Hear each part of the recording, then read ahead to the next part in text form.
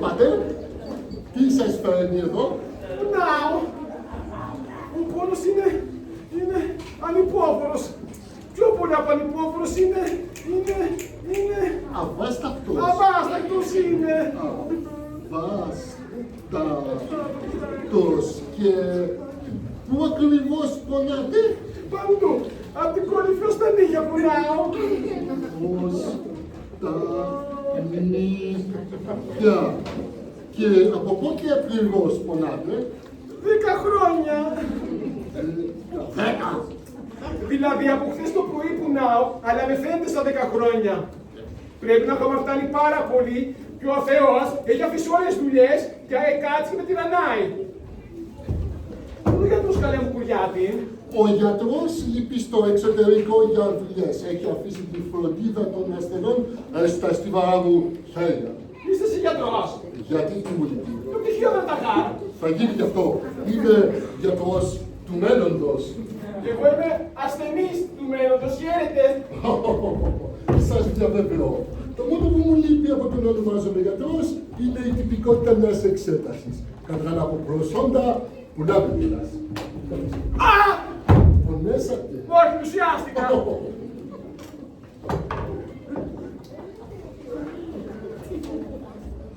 Ανοίξτε. Δώστε μου Πολλά ακόμα. Δώστε μου ένα Α. Είπα Α.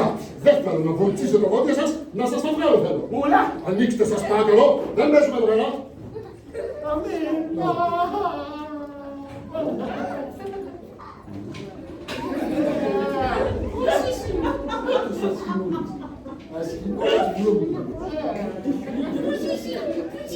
Δεν έχω να το κλείσεις, πέρα τελειώνουμε. Το πόδι σας τότε έχει μια τρύπα τόσο μεγάλη που χωράει μέσα ένα άλογο με το κάλο και τον χοντρό αλογατάρι. Αυτό είναι την υπέροχα όλων των εργαλείων. Μάνα, τι τούτο! Τότε θα με βγάλεις την ψυχή. Μη φοβάται. Όλα είναι θέμα χεριού.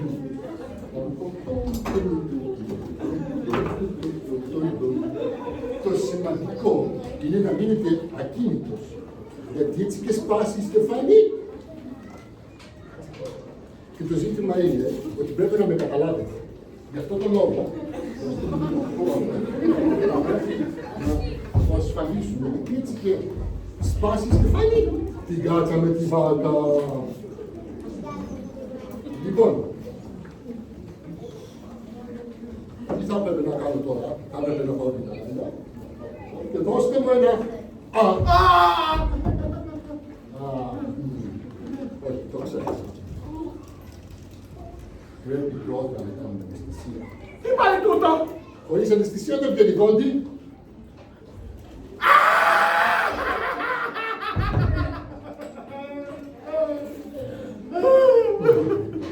Πονέσατε. Το καταλάβατε, σας είπα, όλα είναι θέμα χεριού. Για πείτε μου, ξεκίνησε να σας πιάνει. Δώστε μου ένα άσπρη πέτρα ξέξαστη.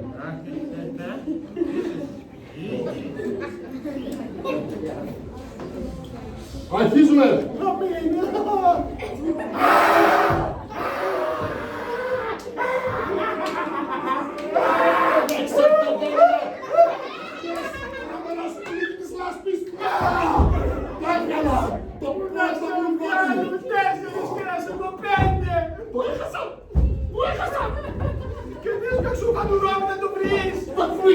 Το βρήκα!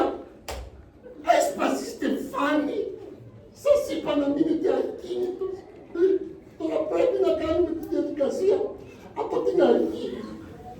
Εγώ φεύγω! Είπατε πίσω μου!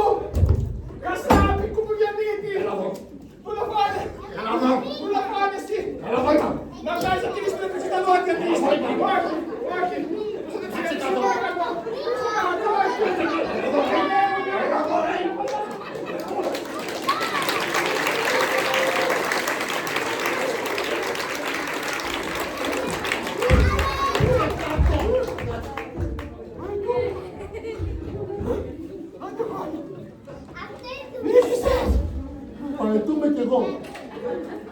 είμαι ένας ανίκανος, ένας τίποτας.